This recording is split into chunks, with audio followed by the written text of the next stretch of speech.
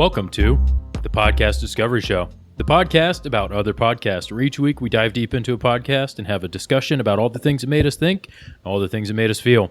At the end of the episode, we'll bring you a brand new podcast for you to go out and listen to, and we'll come back next week and we'll discuss that one. I'm Josh. I'm Kirk. I am Zach. And I'm Daniel.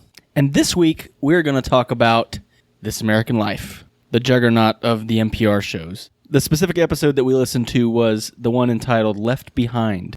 So I've listened to This American Life for, I think, maybe like 6 years now. I've listened to it for a long time, always in podcast form. I've never listened to it on the radio. But I've loved a lot of their stuff. The quality is ridiculous. And the time and effort that they put into these articles or their segments are great. There's some that, grab me more than others, some that really resonate with me, and some that are just a little bit fall flat. But this specific episode, I was listening to it the other day, and to me, it was really moving. It really resonated with me. I thought it was very poignant for the time and kind of where we're at. Spoiler alert, we're going to try our best not to get political at all, because the subject we're talking about, technically, it shouldn't be a political thing, but it kind of has turned into that, but that's not what our point of our conversations will be tonight. But so they talk about a lot of different things, and the first act was where they talked about the family fighting over, I guess, their parents' will. Yes, I love that whole segment. There's such deep character development with so little time. Like, it was maybe a 10 or 15 minute segment. Yeah, if that. And you learn so much about every single person in that family, all of their family dynamics, how they think about the world, how they operate. You learn so much in so little time. And that just goes to show you how good this podcast is about storytelling and showing what's going on in these situations. How many kids were there? 11. That's what I thought. And I the thought interest, it was 12. 11 kids. I think it was 11, they said. I can't, you might be right. I think it was 12 because they had the lottery system set up for 12. You are right about there was 12 in the lottery system. But so maybe it was 11 siblings and whoever the lead sister was that was talking. But the interesting thing to me on this one was both of the parents seemed very advanced. One of them worked at the State Department, spoke 5 languages. They were father and then even in the end, he worked for Kennedy. Mm-hmm. They were forcing a weird interaction between all the siblings because they forced this entire thing to happen. They said, "We're not going to pick who's getting what. You have to decide amongst yourselves who's taking what." I think they said they had to get along to be able to work through the process in an amicable way.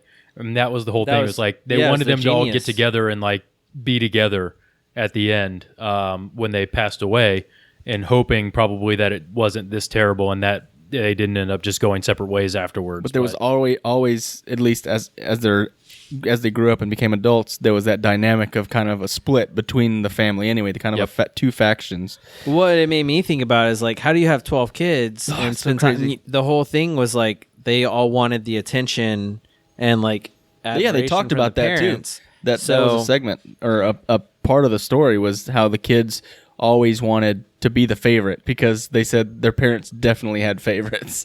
Well, yeah, and to Daniel's point, having 12 kids, there's no way you can pay attention to all of your kids the level that I would say you probably should and do anything other than just be with your kids 24/7. And I think even then you'd probably still be falling short in some areas. So it's you're pushing the boundaries of what's... Especially when you have that kind of job where you're super important and doing a bunch of important stuff. Yeah. You work 60 hours a week probably. You work at least. I also thought it was hilarious that even at the end of it, I guess the main sister they were interviewing said, "I'm still not going to talk to 5 of these people afterwards." Yeah. I feel like that's the, when you got 12 siblings, you don't get to pick them. I mean, that's still good odds. Yeah. I mean, some people have ratio's pretty good. Some people have 1 or 2 siblings and hate both of them. Some people have no siblings, but to have 5 siblings you still kind of coming out on top there. It's not too bad. But the whole that whole segment made me think of, have you guys ever watched the Real Housewives series of New Jersey? I haven't actively watched a season of it. My wife has it on, and I've seen it in the background a few times. Yeah. I'm familiar with it. I don't think I've ever viewed or heard any of it. My wife's a fan, so I've had to watch a few episodes here and there. And is the Jersey ones the one that you're talking about? Yeah, the Jersey ones. Like, it was probably the accent. Teresa, and that's the only name I can remember. Is that anything like Jersey Shore? No, not really. I mean, in some ways, there's a lot of violence, but a lot of violence. It's just a lot of like family drama, and it kind of the way that they were like made me think of like some of the stuff from that show, which is not relevant. I love the one guy's accent. The guy's accent was amazing. I thought it was a female the first time I listened to it, and then I listened to it again, and I was like, oh yeah, that's just some old guy. It's such a good, like, crusty old guy accent. It was amazing. But yeah, kind of ridiculous story. They started out with them talking about all that. It was a long intro because it wasn't even considered one of the act. I wrote it down as act -1 because it was before they actually started their first act. Yeah, so it was really interesting though, and it brings up some complex and deep topics as well when you look at how do you settle your parents' estate. And like Zach and I, when our mom passed away, there was a little bit of that, but most of it was pretty seamless because the three of us were kind of on the same page on it. But like, it's a weird thing having to settle someone's estate and work through who's going to get what and how do we divvy stuff out. It's a processing thing where you kind of are taking things that were theirs and were important to them. And there's like a lot of importance and weight to items at that point because it was something that your parent owned. I'm terrified of when my dad passes away. I'm just terrified. Yeah. Oh yeah, it's going to be I have messy. 4 half siblings that are all from one mom, and I'm the only one that's over here from a different mom. And my dad didn't have any money when he had them, but he got money when he had me. So it's like they've always been really weird about me anyway. It's just I'm not looking that forward you're to first it. and you get everything. Yeah, you're the firstborn. That's a way to do it. I'm probably just gonna hire a lawyer and be like, "Hey, can you go to these meetings? Yes. I don't want to even be there."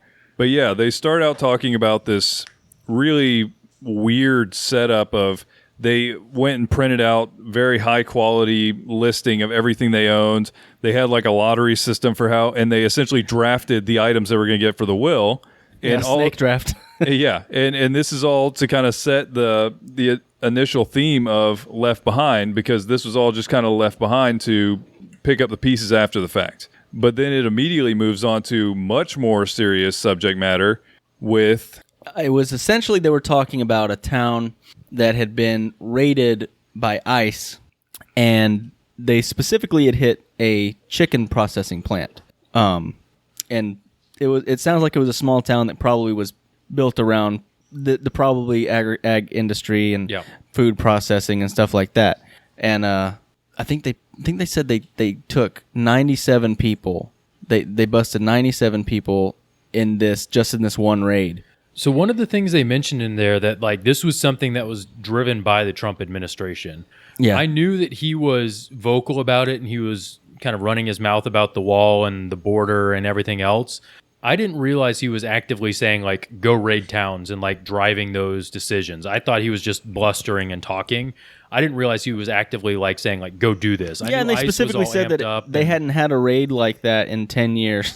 I mean, yeah, I don't remember at any time hearing about just like constant issues with ICE raiding places in my lifetime. That's really, like the whole like political game, right? Yeah. To like drum up the. Yep, and I know some of that is the left paying a lot more attention to it now that Trump's in office, and it's been going on, and it's never been great. What's going on in Texas and the border, but it sounds like it's gotten actively worse due to some of those decisions.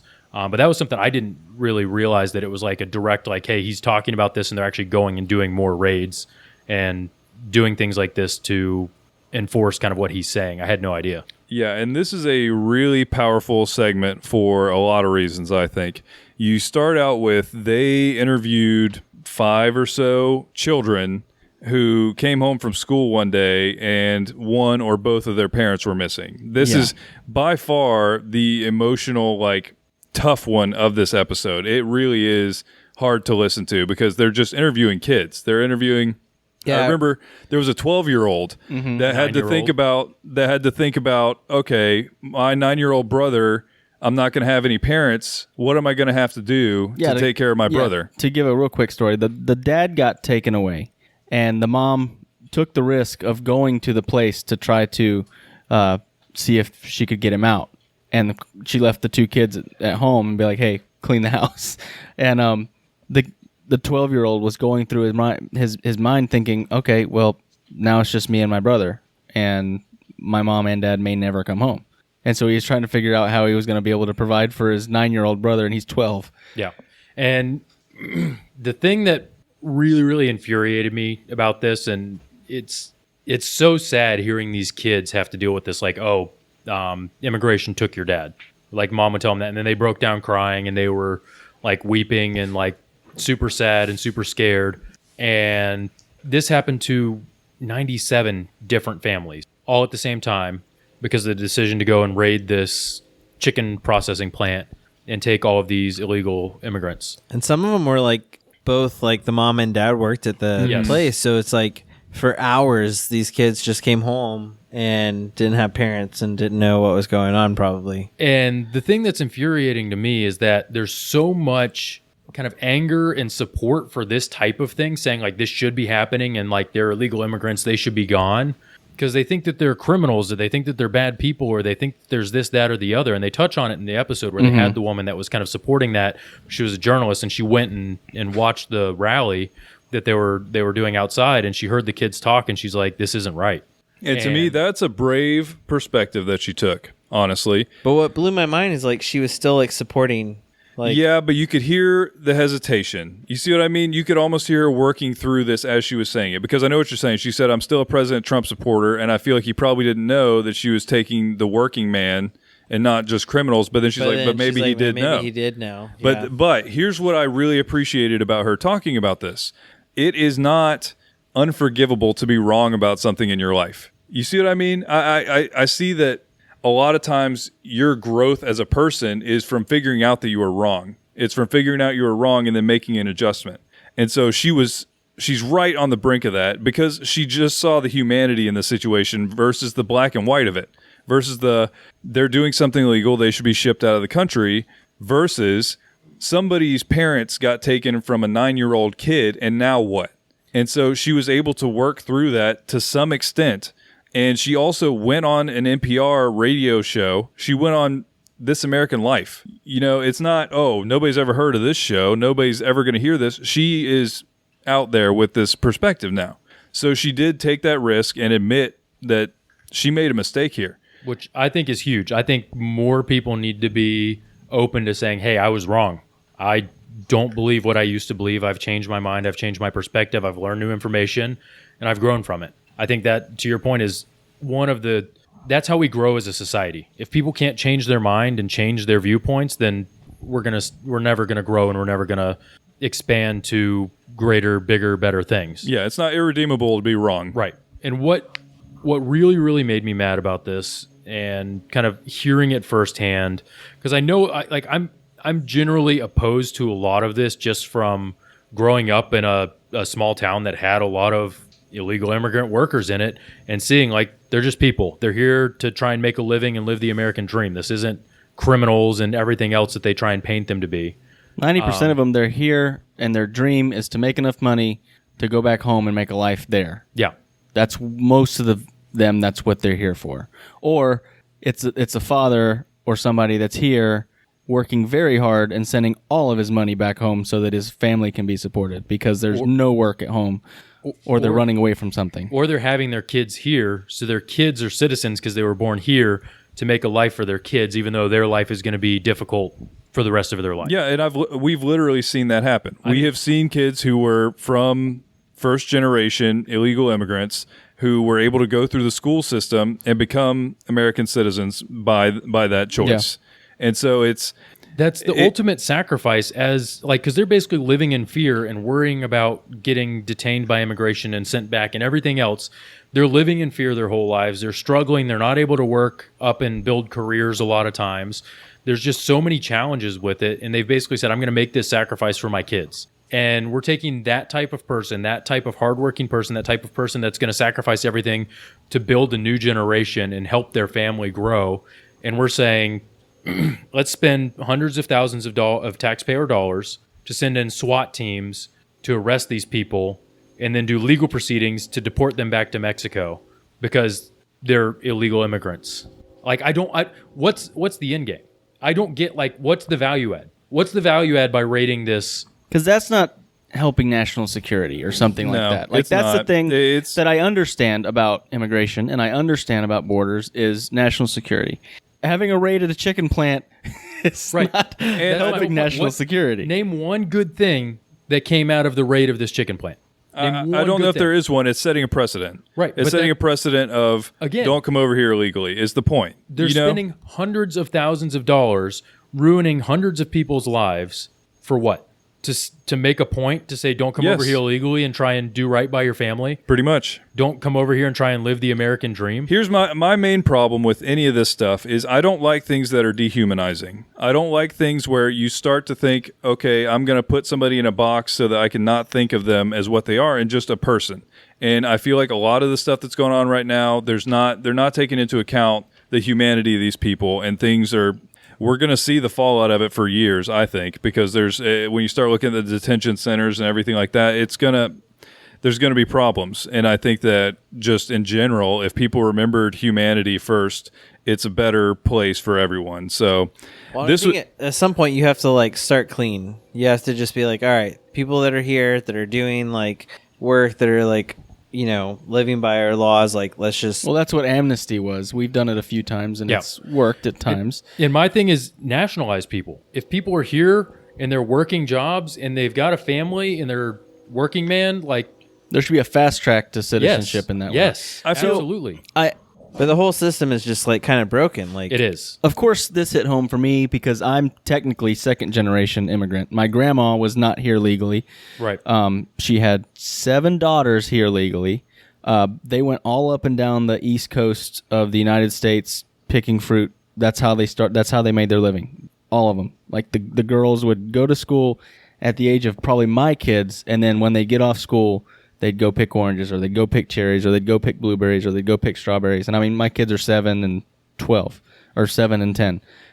So, I mean, at that age, they were working in the fields. And now, my mom's a teacher. She's been, I think she's been nominated 4 times for Teacher of the Year. And one of my aunts is extremely successful businesswoman. She's multimillionaire.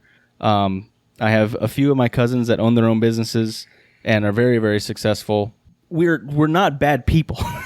You know what I'm saying? And it's hard to articulate the way it feels being on this end because, I see my grandma, she worked really hard, and her whole thing was she wanted to give her kids a future. That was her whole... And what would you do for your kid? Yeah.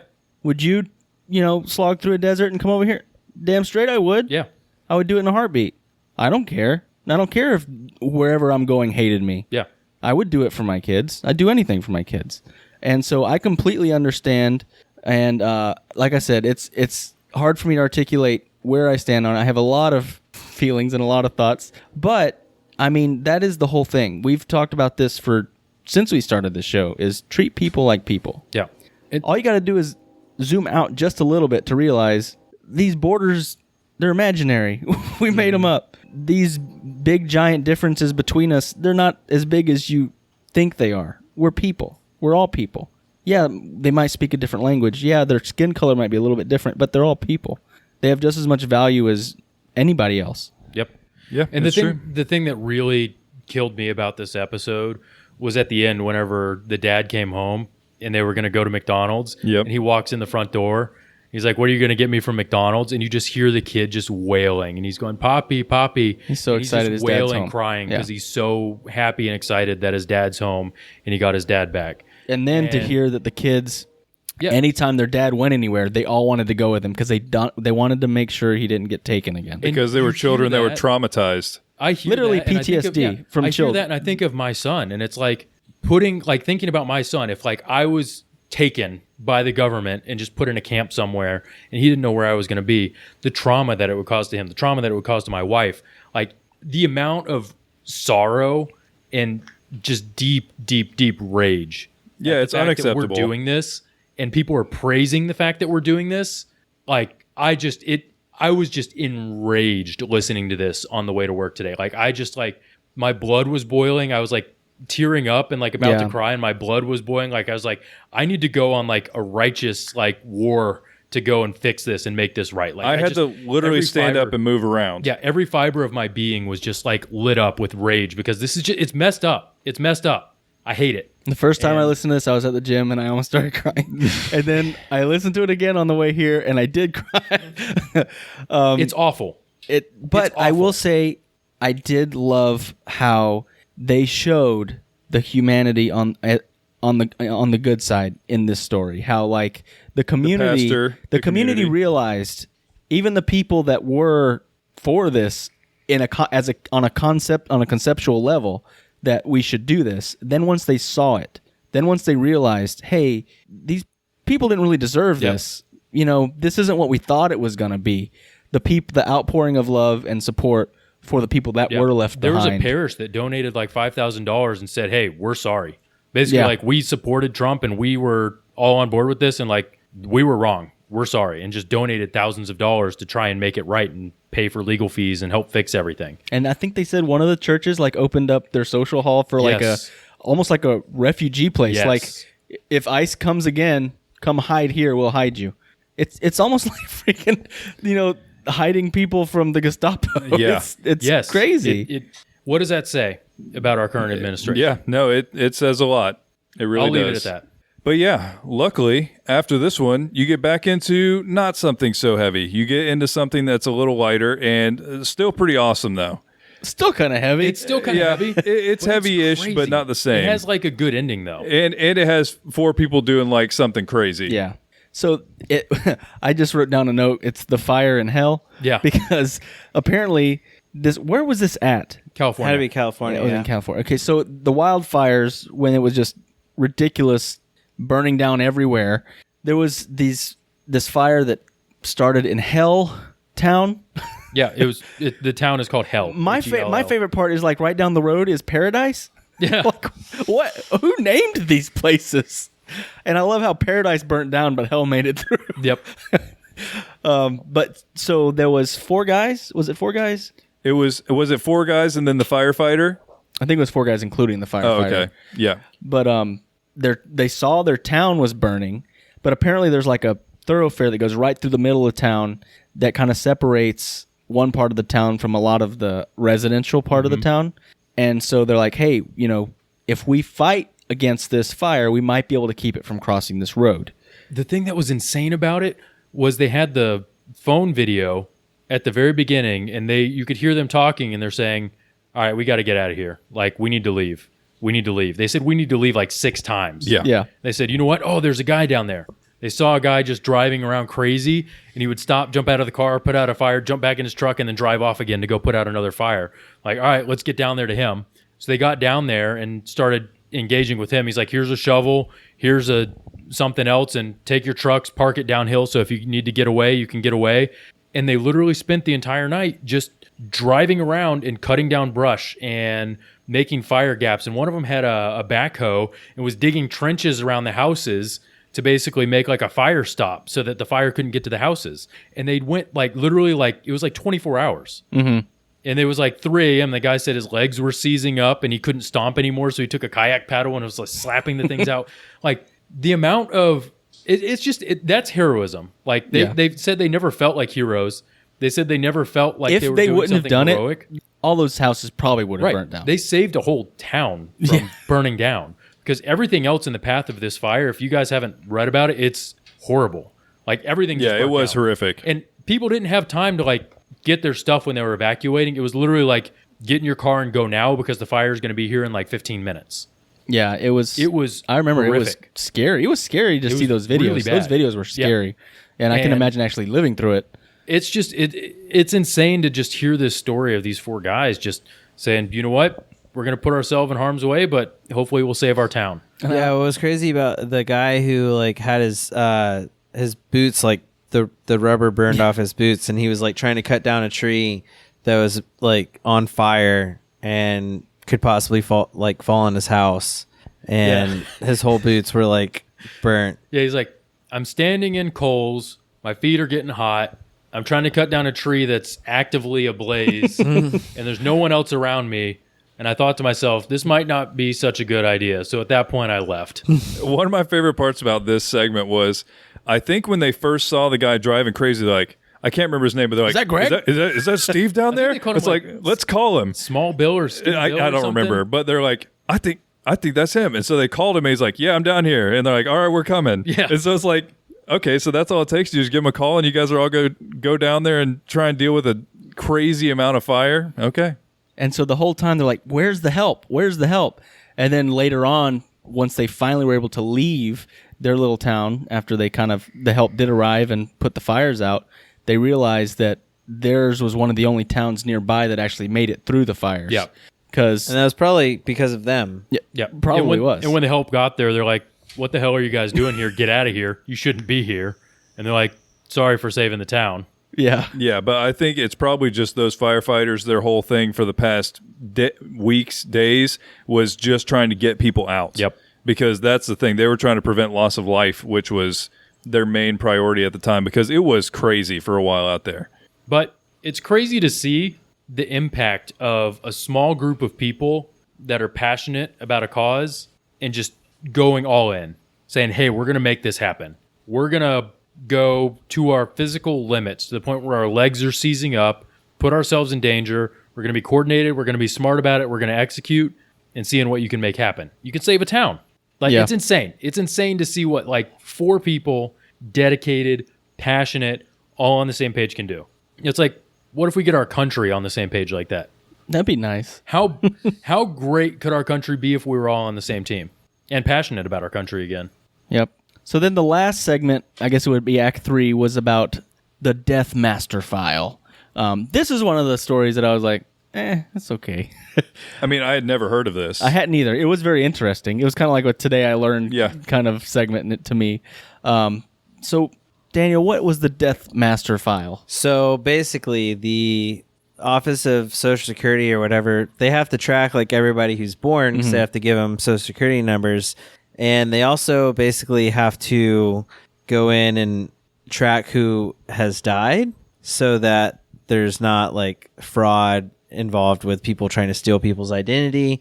So I think it started in the 60s and it was all on paper, and they basically started recording all the people who had died. And the first few people on the list were from the 1930s, the first few people that had gotten the Social Security numbers. And so they probably only had them for a few months before they died.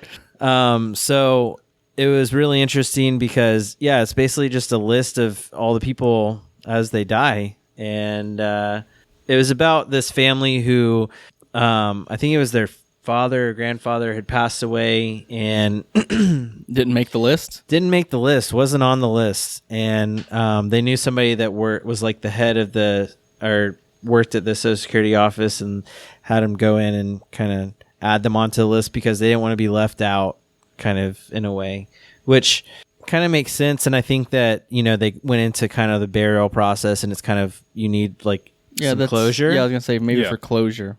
I did find it fascinating that they say that they accidentally put people on the list. Yeah, they had to undead them. Get on that list. I don't think. I think when they say they accidentally get people on that list, it's people faking their own death. I don't think so. Well, they were acting like it's probably clerical error. It's probably just somebody thumbing the numbers in. That's what I'm saying, a clerical error. Yeah, because they said essentially you'll just be doing whatever you're doing, and your credit cards will get canceled because they're like, oh, that person's dead. This is fraud. This person doesn't have a card anymore. So that doesn't sound great. Yeah, that would definitely be freaky. They called it undeading or something like that. Undeading. You'll be undead by Friday. But yeah, another really interesting one. And to me, kind of, you see 4 completely different stories, but they all stay on theme so well. And that's part of what makes This American Life. It's a really great show. It's very heavy on storytelling. They stick to a theme, but they stick to it in an interesting way, because they easily could have stayed much more close to the Left Behind theme, but they really kind of vary around. It's a lot of interesting stories, a wide variety, and it ends up being really interesting. Yeah, it's one of my favorite shows. It's one of the ones that if I can't think of anything else to listen to, it'll either be This American Life or Snap Judgment. And I think I found Snap Judgment through This American Life. And they're just great shows. It's crazy. I've probably only listened to maybe 1 or 2 other episodes of This American Life. And listening to this one, I was like, I got to listen to more of this. Like, it's such a good show. I got to just find ones that sound interesting and just throw it in my rotation because it's a phenomenal podcast, and I highly recommend everyone listen to some episodes of it because you'll probably get something out of it. Yeah, it's really good. Yep. And it was like I said, it was a poignant, I feel like, timely episode. Again, sorry we got political in a way, but I'm not going to apologize for taking a stand on something, but, that's something that's become political, and it shouldn't be, in my opinion. No, and I'll put my money where my mouth is. If you differ with us on your political views, tweet at us, email us, however you want to engage with us. Are you going to take over the Twitter? No, I'd be really... He's talking about him specifically, at Kanye Josh. No, I'd be really interested to hear other opinions on where we're wrong. Tell us, why you think we're wrong, if you think we're wrong. If you support us, then tweet us and tell us you support us. But, if you have a different opinion than us, let us know. Josh loves to argue. No, my whole thing is if I close open a dialogue. If I close myself off to other opinions, then I'm just as bad as anyone else. Yeah, we've actively tried to make sure that we aren't an echo chamber for each other when we get together, and that we don't try to actively seek out echo chambers. Right. Because by that, he means we argue a lot. We do argue a lot. We've had the podcast session run long by 3 hours because we got into really, really deep, loud conversations. Very aggressive conversations about very, very nuanced things. And that makes us grow as people. And so I think if you have a different opinion, definitely reach out to us. I'd love to hear from you. Message us on Facebook, however you want to reach out. I'd be really interested to hear from you. You can tweet me directly at PDSJosh. You can tweet the podcast in general, however you want to do it. All right. Well, that brings us to next week's episode. Next week's show that we're going to recommend is Moonrise. It's actually a new show, and it talks about kind of things that you didn't know about going to the moon, the whole process of why we wanted to go there and things like that. There's only 2 episodes out so far, and I'm going to recommend that we listen to both of them. They're 20 minutes each, so it's only 40 minutes. I got 40 minutes. The 2 episodes are The Tale of the Blue Light and Visionaries of the Void. Sounds awesome. I'm excited about it. Looking forward to it. And remember, there's always more to discover.